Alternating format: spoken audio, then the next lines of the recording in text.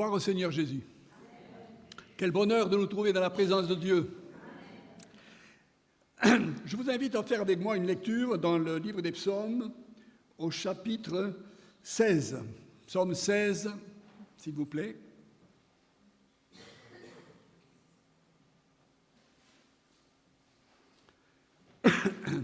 Hymne de David.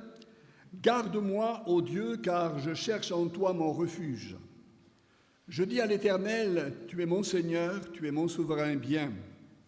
Les saints qui sont dans le pays, les hommes pieux, sont l'objet de toute mon affection. On multiplie les idoles, on court après les dieux étrangers. Je ne répands pas leur libation de sang. Je ne mets pas leur nom sur mes lèvres. L'Éternel, mon partage et mon calice, c'est toi qui m'assures mon lot. Un héritage délicieux m'est échu, une belle possession m'est accordée. Je bénis l'Éternel, mon conseiller, la nuit même mon cœur m'exhorte. J'ai constamment l'Éternel sous mes yeux, quand il est à ma droite, je ne chancelle pas. Aussi mon cœur est dans la joie, mon esprit dans l'allégresse, et mon corps repose en sécurité, car tu ne livreras pas mon âme au séjour des morts, tu ne permettras pas que ton bien-aimé voie la corruption. Tu me feras connaître le sentier de la vie. Il y a d'abondantes joies devant ta face, des délices éternelles à ta droite. Amen. Gloire à Dieu. Voilà. Le titre de cette prédication, de ce message, est « La vie chrétienne passée au rayon X ». Qu'est-ce qu'il va nous en dire ? Ce psaume est un véritable bijou, un diamant spirituel, et ce, à plusieurs titres. Quelles sont les particularités d'un diamant? Elles sont nombreuses, mais j'en retiendrai une. C'est qu'un diamant, normalement, il a plusieurs facettes, n'est-ce pas? Et dans ce psaume, nous voyons que chaque verset est une facette, quelque chose qui nous enseigne par rapport à la vie chrétienne, à ce que vous et moi, nous vivons depuis des années. Chaque verset, donc, nous montre un enseignement de Dieu pour nous, que nous vivons, et que nous souhaitons que ceux qui ne le vivent pas et qui sont au milieu de nous puissent le vivre, l'expérimenter le plus rapidement possible. Donc, ce psaume, il décrit la vie spirituelle du roi David, en premier, et il est un psaume prophétique, car nous y discernons l'expérience de notre Seigneur Jésus-Christ. Il est question du Seigneur Jésus dans ce psaume. Il nous est proposé également comme une expérience à réaliser individuellement, ce que beaucoup nous vivons, et également, il peut s'appliquer comme objectif pour l'Église de Carcassonne. Le verset premier nous dit ceci, « Garde-moi, ô Dieu, car je cherche en toi mon refuge. » La première chose que nous voyons, c'est qu'il est question dans ce psaume de la prière. Le psalmiste prie. Garde-moi, ô Dieu, je cherche en toi mon refuge. Il prie. Et vous savez que dans la vie chrétienne, la prière et la parole de Dieu sont indispensables. Si nous voulons avancer avec Dieu, il nous faut deux choses, la parole de Dieu et la prière. Certains ont la parole de Dieu et ils n'ont pas la prière. D'autres ont la prière et ils n'ont pas la parole de Dieu. Et d'autres n'ont rien du tout. Ce sont des culs de jatte. Le résultat, c'est qu'ils font du sur place. Mais gloire à Dieu, nous ne voulons pas faire du sur place. Amen. Et nous voulons que la parole de Dieu et la prière fassent partie intégrante de notre vie. La prière, pour certains, la prière, c'est demander et recevoir. Ça se borne à tout cela, demander et recevoir. Mais je crois que la première chose pour Dieu, c'est que quand nous sommes en prière, nous sommes en communion avec lui. Et Dieu veut être en communion avec sa créature. Alléluia. Voyez-vous, la prière nous amène dans la communion avec Dieu. La communion avec Dieu nous permet de connaître davantage le Seigneur. Et le fait de le connaître davantage fera en sorte que nous lui ferons davantage confiance. N'est-ce pas? Et regardez ce que nous dit la parole de Dieu, Psaume 9, verset 11. Psaume 9, verset 11. Ceux qui connaissent ton nom se confient en toi, car tu n'abandonnes pas ceux qui te cherchent, ô Éternel. Si nous connaissons convenablement, si nous connaissons bien Dieu, eh bien, nous lui ferons entièrement confiance. Nous n'aurons pas besoin d'envoyer un message au monde entier lorsque nous sommes dans le problème, pour que le monde entier prie pour nous. Vous savez, Georges Muller, il avait des besoins. Et s'il avait fallu qu'il envoie des SMS, des messages au monde entier pour que le Seigneur exauce les prières en sa faveur, eh bien, il aurait attendu longtemps. Mais Dieu, chaque jour, exauçait les prières de Georges Muller. Parce que Georges Muller, il connaissait son Dieu. Amen. Ceux qui connaissent ton nom se confient en toi, car tu n'abandonnes pas ceux qui te craignent. Allons de l'avant, apprenons à connaître Dieu davantage et devenons, vous et moi, indépendants de Dieu. Amen. Car ce faisant, en le connaissant davantage, en lui faisant confiance, nous vivrons une vie d'entière dépendance de Dieu. Et c'est ce que Dieu veut, que nous puissions être dépendants de lui. Nous continuons. Verset 2, verset 1er même. Garde-moi, ô Dieu, car je cherche en toi mon refuge. Garde-moi. Il est question de protection. Il est question de protection. Donc, David a connu toutes sortes de difficultés. Ça n'a pas été facile. La vie de David a été une vie mouvementée. Et même, il a eu des problèmes dans sa propre famille, puisque Adonijah, un de ses fils, et Absalom ont voulu le tuer. Mais Dieu a gardé David parce qu'il s'est confié en lui. Et Adonijah, Absalom, Saül également, qui a voulu du mal à David, eh bien, ont eu une mort triste, misérable, alors que David est mort paisiblement. Voyez-vous, il est mort paisiblement. Ça veut dire que, garde-moi, ça nous montre qu'il y a des dangers. Et aujourd'hui, je vais vous dire, en ce début d'année, que je crois que l'année 2026 va être l'année de beaucoup de dangers. Regardez ce qui s'est passé en Suisse. Catastrophe. Regardez les 2 catastrophes ferroviaires en Espagne. Regardez les inondations en Bretagne. Regardez également la contamination du lait Gigos, 2 bébés qui sont morts. Voyez-vous, nous avons donc des dangers qui se présentent devant nous, toutes sortes de dangers. Et nous avons besoin d'être gardés, d'être protégés. Et quelle meilleure protection que celle de Dieu. Frères et sœurs, je vais vous donner une image toute simple. L'image du poussin et de la poule. Quand les poussins sont en danger, où vont-ils se réfugier? Sous les ailes de la poule. Et nous, frères et sœurs, la Bible nous apprend, nous demande de nous mettre sous les ailes du Très-Haut. Alléluia. Gloire à Dieu. Nous continuons.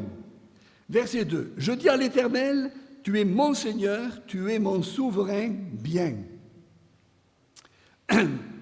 Certains se convertissent, reçoivent le pardon des péchés, passent par la nouvelle naissance, et puis c'est fini. Ne croyez-vous pas qu'il y a d'autres choses à vivre? Il y a ce que l'on appelle la consécration. Et David, lui, était quelqu'un de consacré. Il dit, je dis à l'Éternel, tu es mon Seigneur, mon souverain bien, mon Seigneur, mon maître. Voyez-vous? Et nous devons donc prendre Jésus, non seulement expérimenter avec lui le pardon de nos péchés, qu'il soit notre sauveur, mais nous devons également désirer qu'il devienne notre maître, notre Seigneur. Tu es mon souverain bien. Le Seigneur sera notre maître quand nous l'aurons placé dans la position de maître. Le maître, c'est celui qui commande, qui prend des initiatives. Mon souverain bien, celui qui passe avant tout. Mon bien, c'est toi. Tout ce que je possède n'a point de valeur, n'a point d'importance. Dieu, notre souverain, Dieu, celui qui nous commande, qui nous dirige. Un jour, Watchman Nee, ce prédicateur chinois, visitait une personne âgée, et elle était âgée, et néanmoins, elle avait des rides, mais elle était radieuse. Elle était radieuse, et elle était belle. Et il lui demanda comment se faisait-il qu'elle était si attirante, si belle. Et elle lui cita le psaume 73, verset 25, psaume d'Asaph, 73, 25, qui dit ceci, « Quel autre ai-je au ciel que toi? Et sur la terre, je ne prends plaisir qu'en toi. » Voulez-vous être beau? Voulez-vous être radieux? Eh bien, que vous puissiez, vous et moi, prendre votre plaisir en Dieu. Amen. Que Dieu soit glorifié. Verset 3. Les saints qui sont dans le pays, les hommes pieux, sont l'objet de toute mon affection. Le roi David ne fréquentait pas n'importe qui. Il fréquentait les saints, ceux qui vivaient une vie séparée du péché. Voyez-vous? Il fréquentait les hommes pieux. La piété, c'est l'attachement fervent aux devoirs et aux pratiques de la religion. Et il disait, les hommes pieux sont l'objet de toute mon affection. Le psalmiste David apprécie la compagnie de ceux qui vivent une vie à part pour Dieu. Ceux qui ont une vie spirituelle conséquente sont l'objet de toute son affection. Voyez-vous, lorsque je me suis converti, j'avais des copains, j'étais jeune, j'avais 21 ans, j'avais des copains, j'avais des copines, mais dès que je me suis converti, j'ai mis un terme à ces relations. Voyez-vous? Et j'ai recherché la présence, le contact, l'environnement de frères et sœurs, de ceux qui invoquaient le Seigneur d'un cœur pur. Paul dira à Timothée, son enfant légitime dans la foi, 2 Timothée chapitre 2 verset 22, « Fuis les passions de la jeunesse et recherche la justice, la foi, l'amour, la paix, avec qui? Avec ceux qui invoquent le Seigneur d'un cœur pur. » Nous continuons. Verset 4. Il est dit ceci, « On multiplie les idoles, on court après les dieux étrangers. Je ne répands pas leur libation de sang, je ne mets pas leur nom sur mes lèvres. » Les idoles, les superstitions, à cette époque-là, étaient très répandues en Israël. Le peuple, à plusieurs reprises, au travers des siècles, est tombé souvent dans ces travers, alors que Dieu l'avait mis en garde. En effet, les 10 commandements, le premier commandement, tu n'auras pas d'autre Dieu devant ma face. Et néanmoins, eh bien, le peuple, souvent fois, s'est livré à l'idolâtrie, à la superstition. Qu'est-ce qu'une idole? Eh bien, vous le savez, pour la plupart d'entre vous qui écoutez l'Évangile, l'idole, c'est ce qui prend la place de Dieu. Dieu doit être à la première place. Et s'il y a une chose dans votre vie qui prend la première place, qui prend la place de Dieu, c'est une idole.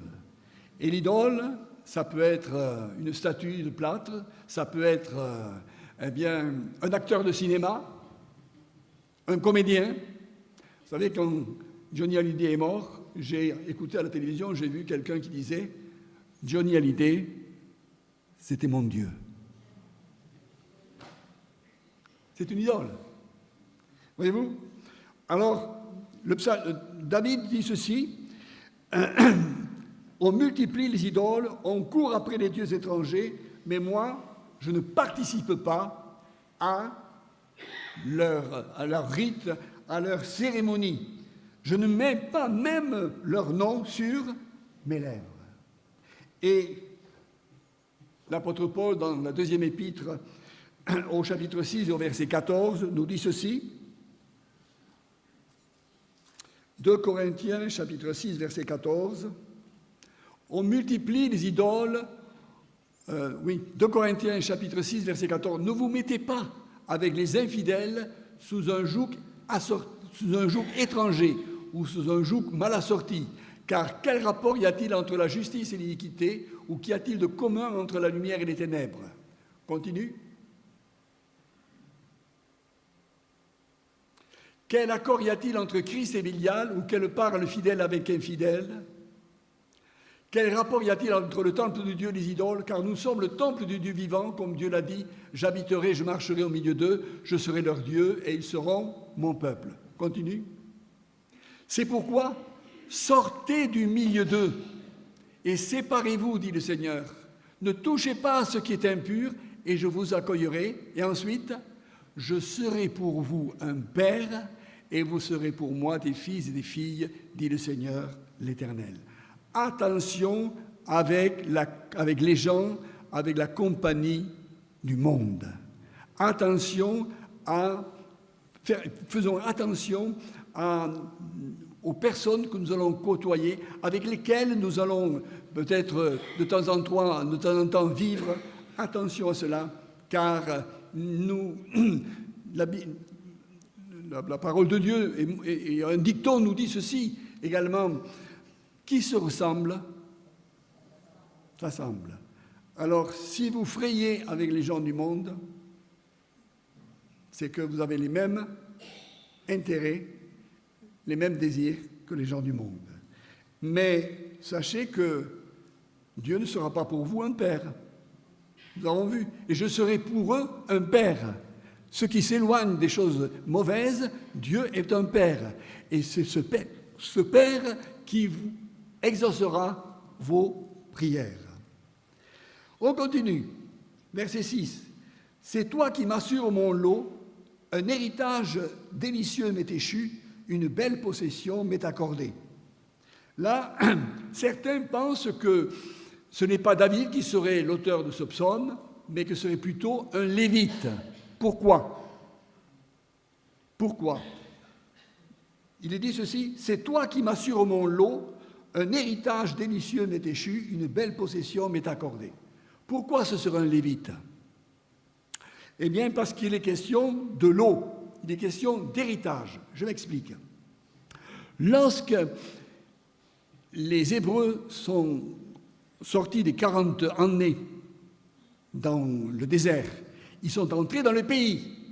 Et dans le pays, ils étaient 12 tribus, il a fallu faire des partages, n'est-ce pas?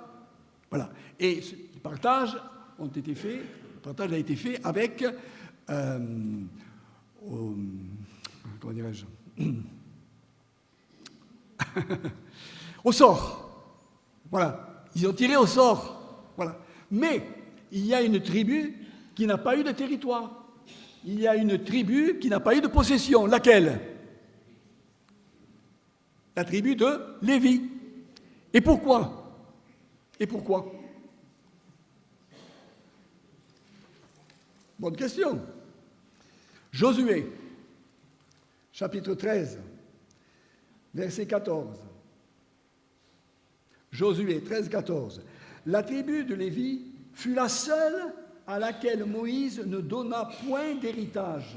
Les sacrifices consumés par le feu devant l'Éternel, le Dieu d'Israël, tel fut son héritage, comme il lui avait été dit. En fait, l'héritage de la tribu de Lévi, c'était le service au temple. En fait, c'était Dieu lui-même, l'héritage. Voyez-vous? C'était Dieu lui-même. Eh bien, nous, quel est notre héritage? Et il est dit ceci, c'est toi qui m'assures mon lot, un héritage. C'est Dieu qui avait permis que les tribus, et chacune ait une partie du territoire. Et là, il nous est dit, c'est toi qui m'assures mon lot.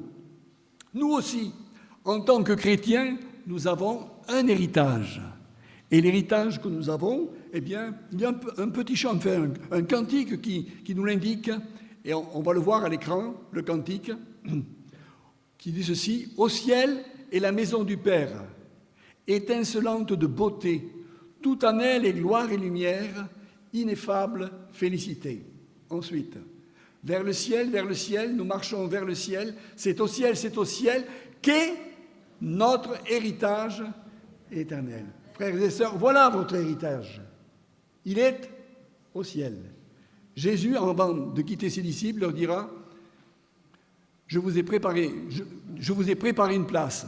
Je m'en vais, je vous prépare une place. Et lorsque je reviendrai, je vous prendrai avec moi, afin que là où je suis, vous y soyez aussi. Voilà donc notre héritage.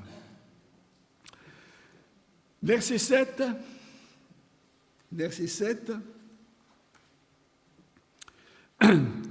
Il est dit ceci, je bénis l'Éternel, mon conseiller, la nuit même mon cœur m'exhorte.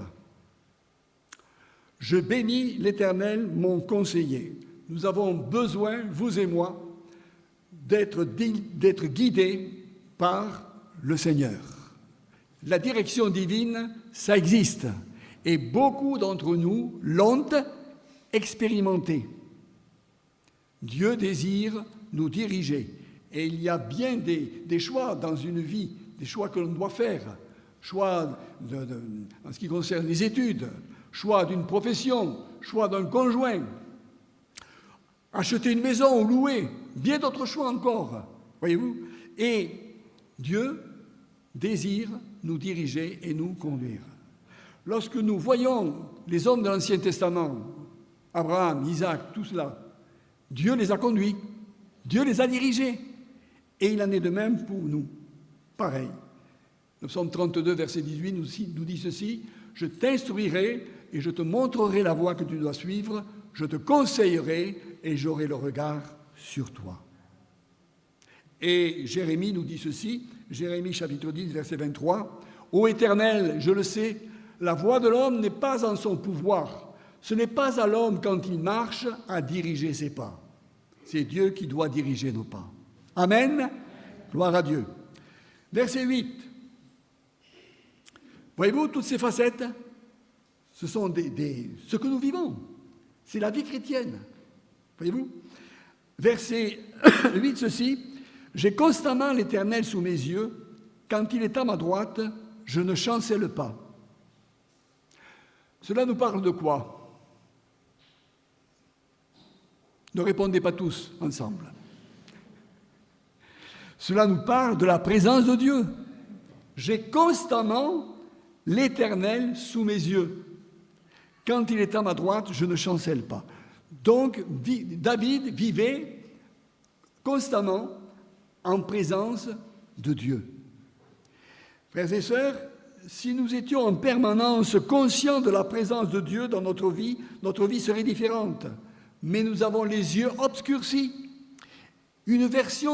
La version d'Arby dit ceci, « Je me suis proposé l'Éternel devant moi. » C'est-à-dire, j'ai décidé. Voilà.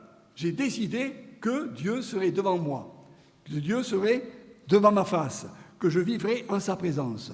Et une autre dit ceci, je fixe constamment l'Éternel. Et la Bible nous dit, ayant les regards sur le chef et le consommateur de la foi. Vivre dans la présence de Dieu. Tout change, voyez-vous. Si nous réalisons que Dieu est avec nous, si durant la journée, eh bien, ce que nous le faisons pour lui, ça change tout. Certains, en ce qui concerne la présence de Dieu, croient que la présence de Dieu, c'est uniquement lorsque nous venons au culte. Mais non, Dieu désire que nous vivions constamment dans sa présence. Et bien sûr, si nous vivons constamment dans sa présence, il va y avoir quelque chose qui va se passer. N'est-ce pas? Il va y avoir des conséquences. Et quelles vont être les conséquences? Eh bien, verset 9. Aussi mon cœur est dans la joie, mon esprit est dans l'allégresse. La conséquence, le résultat de vivre dans la présence de Dieu continuelle, c'est que nous allons avoir la joie. Qu'est-ce que la joie? La joie, c'est une émotion agréable et profonde, un sentiment exaltant ressenti par toute la conscience. Voilà ce que c'est que la joie. Mais, il est dit, aussi mon cœur est dans la joie. Mais ça ne s'arrête pas là. Il est dit, mon esprit dans... Et la joie et l'allégresse, c'est pas pareil. Alors j'ai regardé le dictionnaire. De temps en temps, il faut le regarder. Et quelle est la différence entre la joie et l'allégresse? Je vous ai dit ce que signifiait la joie. Et maintenant, regardons l'allégresse. Eh bien, l'allégresse, c'est une joie très vive qui se manifeste publiquement. Et là, vous voulez un exemple de l'allégresse? C'est quand on loue le Seigneur le dimanche matin. Notre joie se transforme en allégresse. On exprime donc nos sentiments de façon publique. Amen. Gloire à Dieu. Verset 9. Et mon corps repose en sécurité. Et là, j'ai regardé une version différente qui dit ceci. Aussi, j'ai le cœur joyeux, l'âme en fête, et mon corps lui-même reste en bonne santé. Dites-moi, ça vous intéresse? Que vous soyez en bonne santé? Hein? Jusqu'à 81 ans, comme moi, en bonne santé? C'est intéressant, n'est-ce pas? Oui, Dieu veut que nous soyons en bonne santé. Et lorsque nous sommes malades, il veut nous guérir. Et beaucoup au milieu de nous ont trouvé la guérison. Et je pense à notre sœur que beaucoup d'entre nous ont connue, Jeannette Bonamy. Un jour, elle est venue à la Sainte Seine, un dimanche matin, elle avait le cancer. Elle a pris la Sainte Seine, elle a été guérie instantanément de son cancer. Lorsque nous venons à la Sainte Seine, nous n'y venons pas par routine, de façon habituelle. Il y a la santé là-dedans. Il y a la santé dans ces symboles. Alléluia. Nous avons la possibilité, en prenant la Sainte Seine, d'entrer en contact avec Jésus. Voyez-vous? Alors, frères et sœurs, expérimentons cette parole de Dieu qui nous dit « Et mon corps lui-même reste en bonne santé ». Verset 10. « Car tu ne livreras pas mon âme au séjour des morts, tu ne permettras pas que ton bien-aimé voie la corruption. » À qui cela vous fait-il penser? À Jésus. C'est ce que Pierre, c'est une partie de la prédication de Pierre le jour de la Pentecôte. David a confiance en Dieu qu'il sera préservé d'une mort prématurée. Parce qu'en premier lieu, il s'agit de David. Dieu ne le livrera pas entre les mains de ses ennemis. Et c'est vrai qu'il a réchappé de ses ennemis. En priant ainsi, David, il prophétisait en ce qui concerne Jésus le Messie qui a demandé à Dieu de le ressusciter. Et également, Jésus donc a demandé à Dieu que son corps ne connaisse pas la décomposition ou la putréfaction. Il est resté 3 jours dans le tombeau, mais son corps ne s'est pas décomposé et il n'a pas connu la putréfaction. Nous aussi, nous pouvons être pleins de confiance par rapport à notre mort. Dieu nous ressuscitera et nous irons à la rencontre du Seigneur dans les airs lors du retour du Seigneur Jésus-Christ. N'est-ce pas? Que c'est beau. Alléluia. On arrive vers la fin. Verset 11. Tu me feras connaître le sentier de la vie. Ce n'est qu'avec Dieu que nous pouvons connaître la vraie vie. Si on ne connaît pas Dieu, si l'on n'est pas né de nouveau, on ne vit pas. On existe. On vivote. On est mort spirituellement. Mais là, David dit à Dieu, tu me feras connaître le sentier de la vie. Ce n'est qu'avec Dieu que nous pouvons connaître la vraie vie. Tant que nous ne sommes pas nés de nouveau, nous ne faisons qu'exister, nous sommes spirituellement morts. Mais Dieu est celui qui veut nous ressusciter. Il l'a fait pour nous. Il nous a permis de naître de nouveau. Et il veut le faire également pour ceux qui, au milieu de nous, n'ont pas vécu cette expérience. Et nous prions pour cela. Nous prions pour tous ceux qui ne connaissent pas le Seigneur puissent naître de nouveau, devenir de nouvelles créatures. Et maintenant, verset 11, il y a d'abondantes joies devant ta face, des délices éternelles à ta droite. Nous avons déjà parlé de la joie, mais là, on va en mettre une autre couche. Ça sera encore plus intéressant. Il y a d'abondantes joies devant ta face, des délices éternelles à ta droite. Il est question il n'est pas dit d'abondante joie. Il n'est pas dit de joie. Il est dit d'abondante joie. Vous savez, Dieu est le Dieu de l'abondance. Nous le voyons dans l'Ancien Testament comme dans le Nouveau Testament. Quel pays Dieu a-t-il choisi pour son peuple? Un pays où coulait le lait et la miel. Qu'a dit Jésus dans l'évangile de Jean en ce qui concerne les brebis? Qu'il leur donne la vie en abondance. Et il y a une version qui dit la vie dans une plus grande abondance. Voyez-vous, Dieu, c'est le Dieu de l'abondance.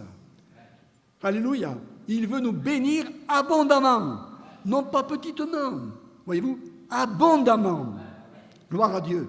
Il y a d'abondance de joie devant ta face, des délices éternelles à ta droite. Et la version Darby, qui est une version plus littérale, nous dit ceci: tu me feras connaître le chemin de la vie. Ta face, écoutez si c'est beau, ta face est un rassasiement de joie. Et je suppose que quand quelque chose est bon, vous en voulez davantage. Hein? Vous voulez être rassasié, n'est-ce pas? Hein? Donc, ta face est un rassasiement de joie et il y a des plaisirs à ta droite pour toujours. Il y a des plaisirs à ta droite pour toujours. Mais maintenant, je vais vous poser une question. Parce que de temps en temps, il faut en poser quand même. La droite de l'Éternel, la droite, on le voit dans la Bible. La droite, oui, qu'est-ce que c'est que la droite? Eh bien, c'est la droite. Eh oui. Et ça ne va pas plus loin. Et c'est dommage. Mais avec moi, ce matin, on va aller plus loin.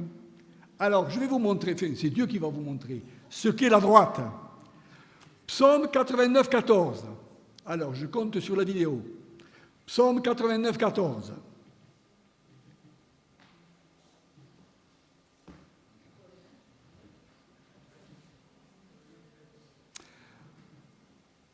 Ton bras est puissant, ta main forte, ta droite est...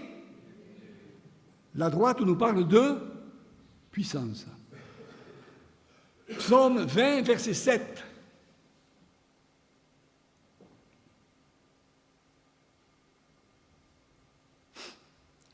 Je sais déjà que l'Éternel sauve son oint. Il l'exaucera des cieux, de sa sainte demeure, par le secours puissant de sa... Cela nous parle de sécurité. Continuons. 45, verset 10.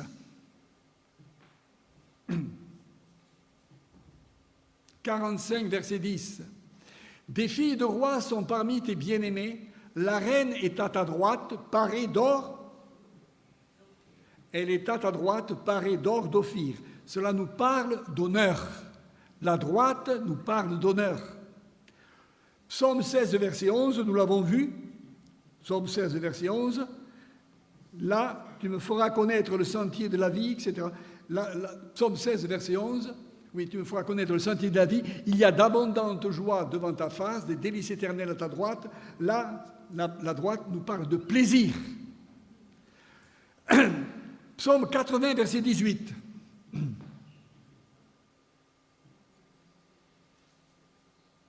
Que ta main soit sur l'homme de ta droite, sur le Fils de l'homme que tu t'es choisi.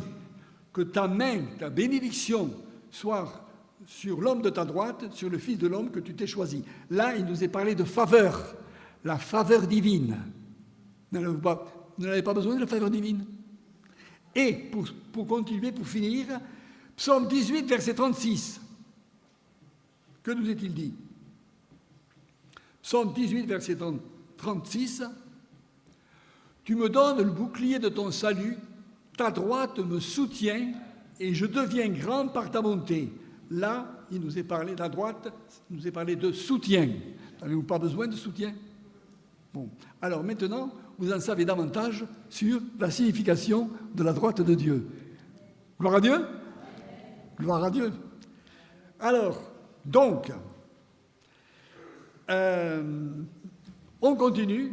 Il est question de... Il y a d'abondantes joies devant ta face, des délices éternelles à ta droite. Et maintenant, quelles sont les joies qu'il y a devant la face de Dieu? Quelles sont les joies que Dieu nous propose dans la vie chrétienne? La première joie, c'est la joie du... Lorsque Philippe a eu prêché l'évangile à l'eunuque éthiopien, que l'eunuque a été baptisé, l'Esprit a enlevé Philippe, et l'Éthiopien, il nous est dit, tandis que joyeux, il poursuivait sa route. Et lorsqu'on se convertit, on a la joie, on est joyeux. Et même, on est rempli d'amour, du premier amour, le feu du premier amour. Mais voyez-vous, la joie. Et maintenant, il y a la joie également, la joie du travail pour Dieu. Travailler pour Dieu, c'est bien. Par exemple, ce matin, là, je travaille pour Dieu. Nos frères qui ont fait chanter, ils ont travaillé pour Dieu. Celui qui a préparé la Sainte Seine, il a travaillé pour Dieu. Est-ce que vous ne croyez pas qu'il y a de la joie quand on travaille pour Dieu? Oui, il y a de la joie. Regardez, en ce qui concerne les 70 disciples que Jésus a envoyés pour annoncer l'Évangile, pour prier pour les malades, pour ressusciter les morts, quand ils sont revenus, il nous est dit, les 70 revinrent avec joie. C'est vrai que Jésus leur a dit, ne vous réjouissez pas de ceux que les démons vous sont soumis, mais réjouissez-vous plutôt de ce que vos noms sont écrits dans le royaume des cieux. Bon, il y a cette joie. Mais il n'en demeure pas moins qu'ils ont eu de la joie d'avoir pu travailler avec Dieu, n'est-ce pas? Et là, pour vous montrer qu'on peut avoir de la joie en travaillant pour Dieu, je vais vous donner un témoignage personnel. Voyez-vous, en mai 1971, j'ai reçu une lettre d'Espagne. Et cette lettre m'a été adressée par Démétria Salas. Ceux qui ont des cheveux blancs comme moi, Ça rappelle de Démétria Salas. Elle est venue travailler au Père en France, elle est restée 1 an, elle s'est convertie, puis après elle est repartie. Et donc, en mai 71, j'ai la lettre là, il faut vous la montrer. Elle m'a adressé une lettre en me disant certaines choses, et là, nous allons donc nous concentrer aux choses spirituelles. Elle dit ceci: le Seigneur est merveilleux. Je ne vous ai jamais dit que je me suis converti en vous entendant prier. Non. Je crois que non, et pourtant c'est la vérité. Vous savez, lorsque je suis venu à l'Assemblée, j'ai reproché à Dieu de m'avoir pris mon père trop tôt. Il me semble qu'à mes 25 ans, que j'avais besoin de lui encore. Lorsque je vous ai entendu prier, votre prière a touché mon cœur. Je voulais Dieu pour père, mais jamais, jamais je ne lui avais dit « mon père bien-aimé ». Mais depuis ce jour, gloire à Dieu, même encore, c'est rigolo. Je le dis, père bien-aimé, puis je continue ma prière en espagnol. Je remercie Dieu pour vous et votre prière. C'est beau. C'est beau. Je ne veux pas me glorifier, mais là je veux surfer sur ce que je viens de dire. Vous qui dites « au moins, je prie intérieurement », c'est bien. Mais ce jour-là, quand j'ai prié, si j'avais prié intérieurement, est-ce que vous croyez que j'aurais reçu cette lettre? Alors, vous qui, jusqu'à présent, avez l'habitude de prier intérieurement, remerciez Dieu de ce qui vous a donné une langue. Si vous étiez muet, alors profitez-en. C'est beau, voyez-vous? Et ça, c'est la joie du service. Voyez-vous? Et Dieu, justement, dans l'Assemblée, dans ce que vous faites, dans ce que vous dites, quelqu'un peut se convertir. Il en faut peu pour que quelqu'un se convertisse. Un mot, même un visage, quelqu'un, en regardant votre visage radieux, alors que lui est triste, il peut se convertir. Voyez-vous? Et ça, c'est la joie du service. C'est beau, hein? Et je suppose que toi aussi, tu pourras raconter les témoignages. En ce qui concerne la joie du service, gloire à Dieu. Il y a également la joie de la maison de Dieu. Que dit le psaume 122? Moi, je suis dans la joie quand on me dit « allons à la maison ». Pourquoi nous sommes dans la joie lorsque nous venons dans la maison de Dieu? Parce que Jésus a dit « lorsque 2 ou 3 sont assemblés en mon nom, je suis ». Et ce qui fait le bonheur de chacun de nous, ce n'est pas la présence du prédicateur, du pasteur. Aujourd'hui, il n'est pas là, voyez-vous. C'est pour ça qu'il y a moins de monde. Voyez-vous, la joie que l'on éprouve dans la maison de Dieu, elle provient de la présence de Dieu au milieu de nous. Je vais vous donner un témoignage en ce qui concerne le fait du pasteur qui est là ou qui n'est pas là. Très édifiant. Vous avez entendu parler certainement du pasteur, enfin de l'évangéliste, de l'homme de Dieu, Spurgeon. Hein? Le prince des prédicateurs. Eh bien, lorsqu'il avait de la difficulté à se convertir, de la difficulté, il n'arrivait pas. Et un jour de neige, il est rentré dans une petite église. Et ce jour-là, le pasteur n'était pas là. La neige l'avait empêché de venir à la réunion. Et alors, il y avait un frère, un artisan, je ne sais pas si c'était un cordonnier, qui lui, eh bien, il a été obligé de remplacer le pasteur. Et donc, il n'était pas habitué à prêcher. Et il a pris un texte, Ésaïe chapitre 45, verset 22. « Tournez-vous vers moi, et vous serez sauvés, vous tous qui êtes aux extrémités de la terre. »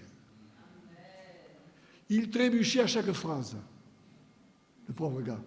Mais il a été poussé à s'intéresser, à prendre à partie Spurgeon et à lui dire « Tourne-toi vers Dieu, tourne-toi vers Dieu ». Ce jour-là, il s'est converti. Alléluia. Alors vous voyez, il n'y avait pas de pasteur.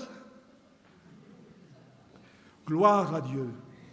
Oui, ce qui fait le bonheur, notre bonheur, lorsque nous venons dans la présence de Dieu, c'est que Jésus est au milieu de nous. Amen. Et maintenant, je voudrais terminer. Il y a une joie, je pense que celle-là, je ne sais pas si vous l'apprécierez. Mais enfin, elle existe. Actes chapitre 5, verset 41. Actes chapitre 5, verset 41.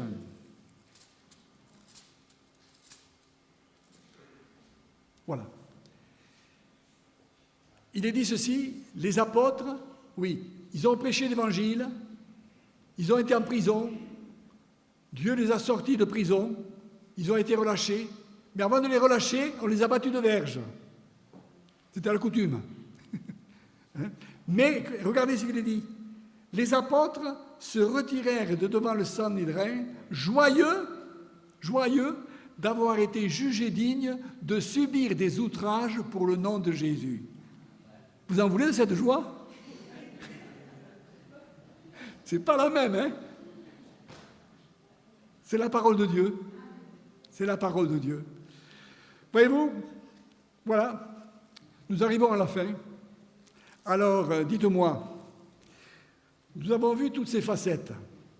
Est-ce qu'il n'y a pas une de ces facettes qui vous intéresse, que vous avez l'habitude, que vous voudriez vivre, ou vous continuez à vivre?